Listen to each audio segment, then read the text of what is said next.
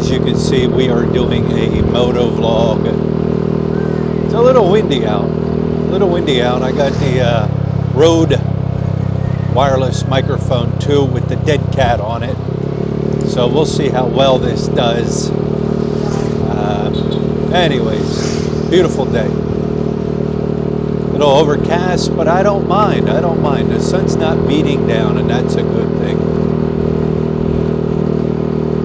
You know, I hear people talk about, you know what, I'm going to talk about a couple different things on the ride. I'm going to take my time and take my time. I got to go over to the Mercury drugstore, pick up my monthly prescription for my diabetes. Cruising speed is between 45 to 50 kilometers an hour. You know, people talk about driving in the Philippines, and it's such a pain, it's a headache, it's this, it's that. I've experienced driving in the city, driving in the province, two different experiences, different mentality of drivers. Out here in the province, I don't know, it's a different mentality. People see you coming up and they'll get over, they'll allow you to go around them. People give way.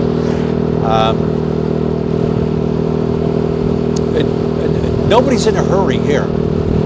I mean, granted, I'm not going to say nobody, because the tourist vans, they will buzz by you, blow you like a semi-tractor trailer on a highway going by you. But the people themselves, like, nobody's in a hurry. Compared to the city, where everybody seems to just be in a hurry. And unless you're in a gridlock zone, like in a Manila, BGC or something like that, where you're just gridlocked, everybody's just moving. Like, hurry up to go nowhere, right? City driving, you know, you're constantly on a motorbike looking in your mirror. I mean, don't get me wrong, even in the province here, I'm always looking in my mirrors. If I have to go around somebody, make a lane change, something, I will always look, because you never know. You know, if you complain and you don't like driving in the city, you know, the people don't know how to drive, it's crazy, I'm scared to drive. Don't drive. Well, I don't want to take public transportation because I'm afraid I'm going to get ripped off. The truck driver's going to overcharge me. Hey, Grab. There's what's called Grab. It's an app. You download it. You put in where you want to go, what location you're at, and it will give you an exact amount. It will tell you exactly how much you're going to spend. But I don't know, I hear people complain about it. It's like, well, it is what it is. I didn't like driving in the city, but you know what? That old saying, when in Rome, do as the Romans, right? And that involves me following the guy on a bike in front of me, and the traffic is bad, and he hops up on the sidewalk, and everybody else hops up on the sidewalk to get out of the traffic or get around a traffic jam. I'm doing it too. You know what I mean? When in Rome. But yeah, it's an ongoing thing. I love driving out here in the province. You know, I'm going through Dapa right now. I take my time going through Dapa. School's going on. Not only that, dogs. You always got to worry about dogs. Dogs can be your worst enemy too out in the province. Other vehicles can be your enemy in a big city, but dogs can be your enemy here in the province. They're always running alongside the road. They might be playing. They might be laying alongside the road.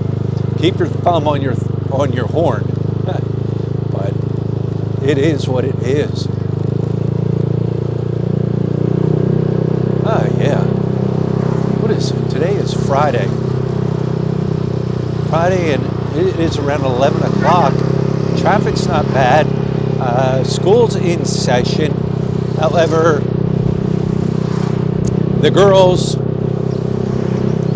have been out of school for 3 days now. Something to do with the teachers need their rooms for a conference. So they're doing modulars. I don't get it. I don't even try to understand the school system here.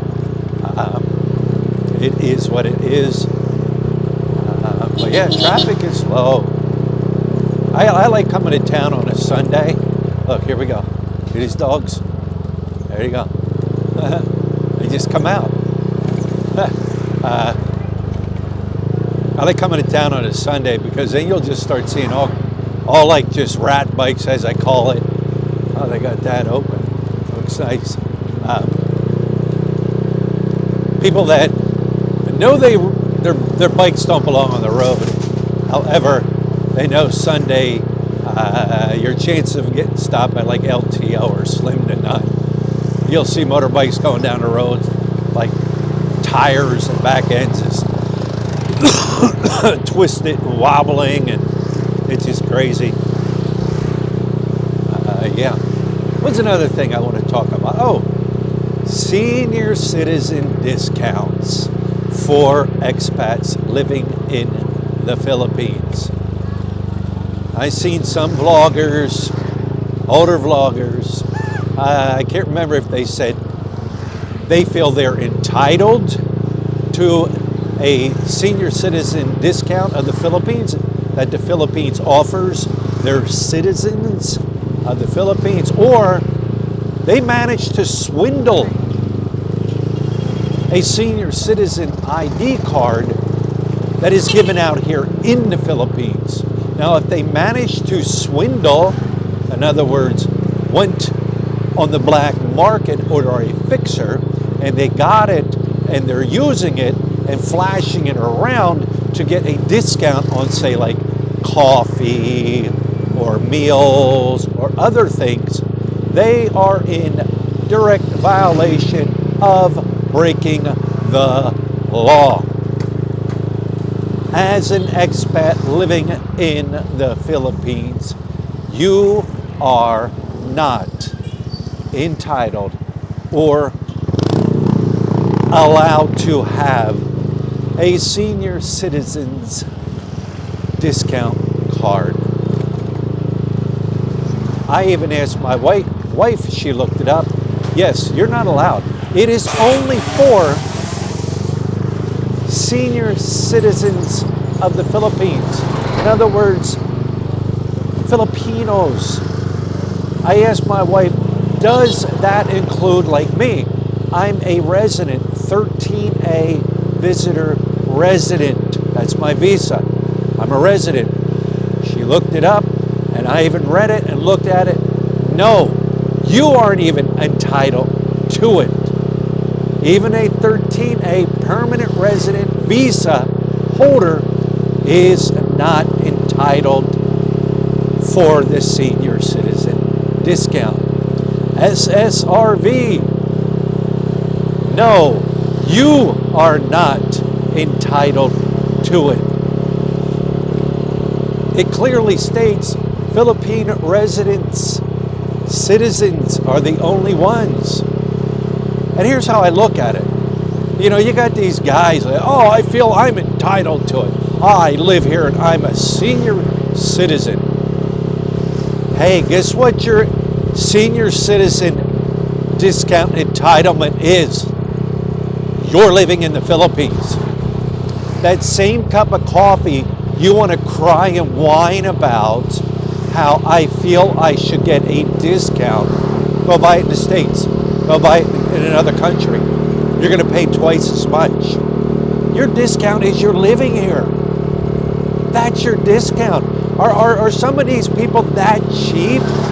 You know what I mean? There's people here that have a very good income coming in.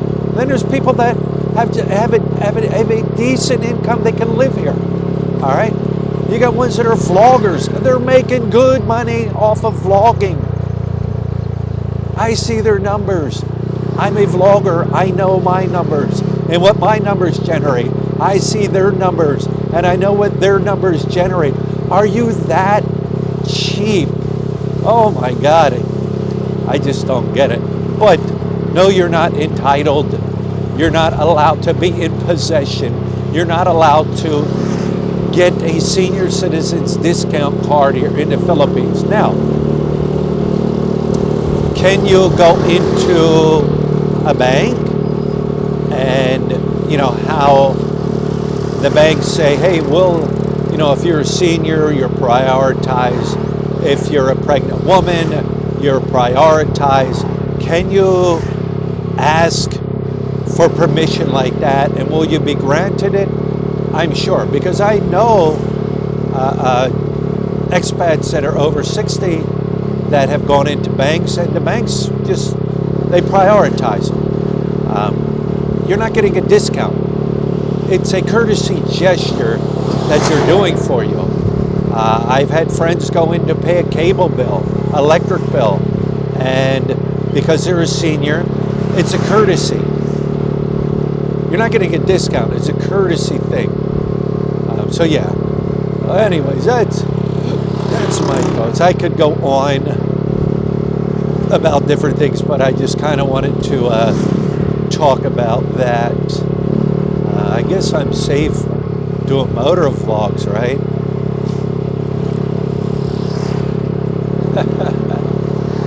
Yeah. Maybe once I get up here, I will. I'm almost at the Mercury. I will turn it off and talk about some more issues that may be on my mind that I want to talk about. Right here, this part of the road is beat up. Cruising altitude speed right now is 37 kilometers an hour. Yeah, I've driven this road here so much. I know which side of the road to go on, which side of the road to stay away from, where to slow down, where to speed up. You learn these things. The roads on this island, for the most part, are beautiful. They're smooth. You know, they've done a lot of paving on these roads. They've, blacktop, asphalt a lot of these roads. And I'm talking about even roads like way out up north. There's still some that need a little work, but I'm not complaining. Some of the nicer roads I've traveled on in the Philippines, and for a small island to have nice roads like this is very impressive. So this road here now is asphalted. Pretty much it turns into concrete a little bit here and there, all the way out to General Luna. So I'm here. I'm wrapping. No, I'll be back.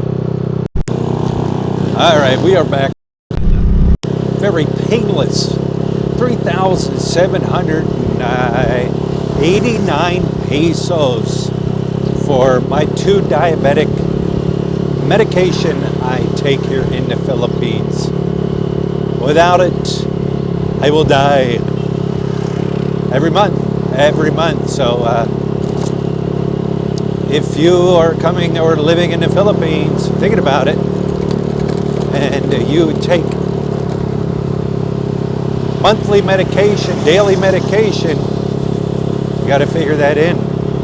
There's no prescription plan that I'm aware of here, and even my plan that I have still from the States does not cover my prescription here. You can see I'm on the far right side of the road because that's the smoothest part of this road here. But here's the thing that irks me. It irks me. It doesn't make me mad and PO'd and screaming and hollering and yelling. No way to avoid that.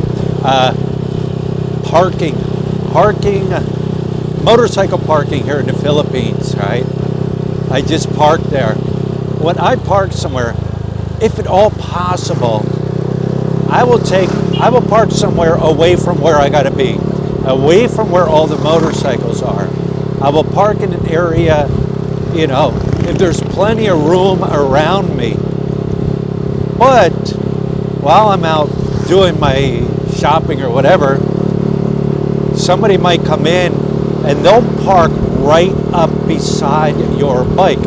You gotta understand something. When you pull in on a motorbike, when you put that kickstand down to rest the motorbike on, your bike is automatically gonna tilt to the left, all right? So when somebody comes in on another motorbike, they're gonna pull right up to your bike there, or as close to your bike, they're gonna put down their kickstand, and then it's gonna come over into where your bike is. So when you go to leave, put your kickstand up, pull your bike up to where you gotta back out, you're all up on the other bike. You know, your mirror might be hitting their mirror. It's crazy. I have moved bikes. I'm like, no, I can't get out. There's no way. And if it's not locked, I will move a bike. I will. I know people might say, well, you know, they'll come out and yell at you for touching their motorbike. Let them. I say let them. And I just, you know, a matter of fact, it did happen to me, and I was very polite. And I said, look, I can't get out. Your bike's like right up on me. You know, I don't want to ruin your bike. You know, that's a nice bike. I don't want to see it scratched up. But in reality, you know, it's just a piece of shit, you know.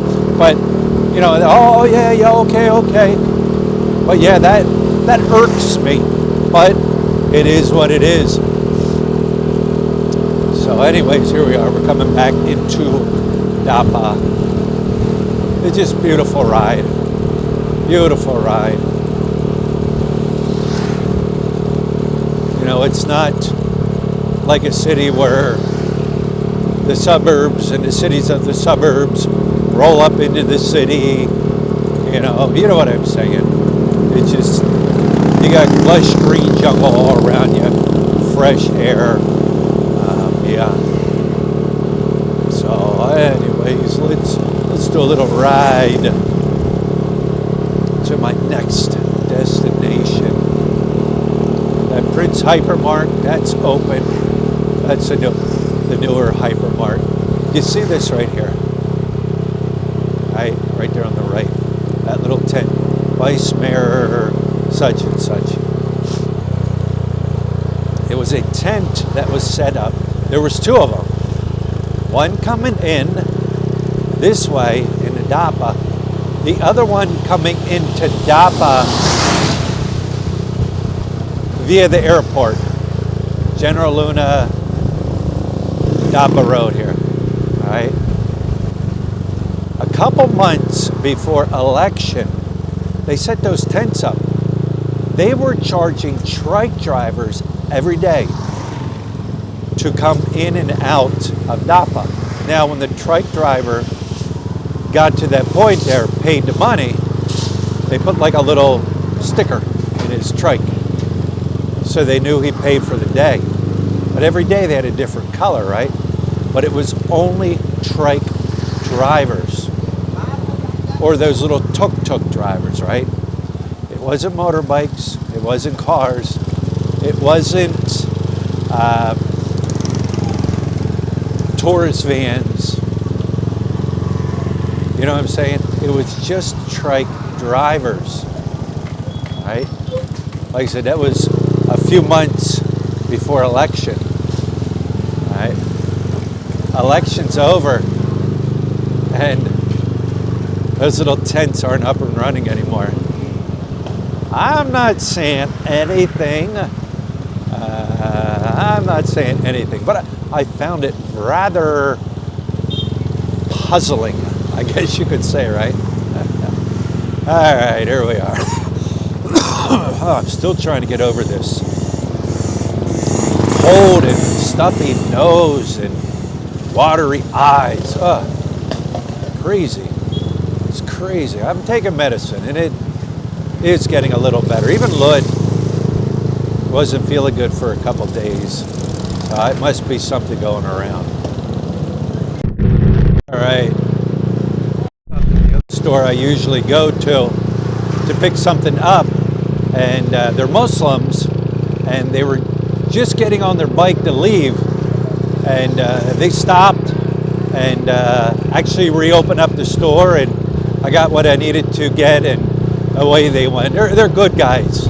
They're younger guys. It's Monday, or I'm sorry, it's Friday, and they shut down for prayer. They could have easily have been, it's just a foreigner, you know what I mean? But there are good people here. There are good Filipino people here. People tend to have bad experiences one time, and you know, the whole country and everybody's bad. You know what I mean? But yeah. Anyways, we were heading back. This Prince Market here on the right. They just opened up the front end of it. Looks nice. Let's talk about another topic real quick, because people are bombarding me with questions and this and that about the new memorandum that was put out about, you know, and they want to say vloggers. No, it's all social media. TikTok, Facebook, of course, YouTube, Instagram, all that. Any platform where people can make money, and not even make money, but upload people. And here's another thing. Surprise! It also includes Filipinos. There are thousands upon thousands of TikTok channels, YouTube channels, Facebook channels, and yes, you make money off of Facebook, that Filipinos are running, that have. That little tight squeeze. I got it. You got it. All right, buddy. It includes them also. You don't watch those channels because it's Tagalog, it's Visaya, it's whatever it is you don't understand.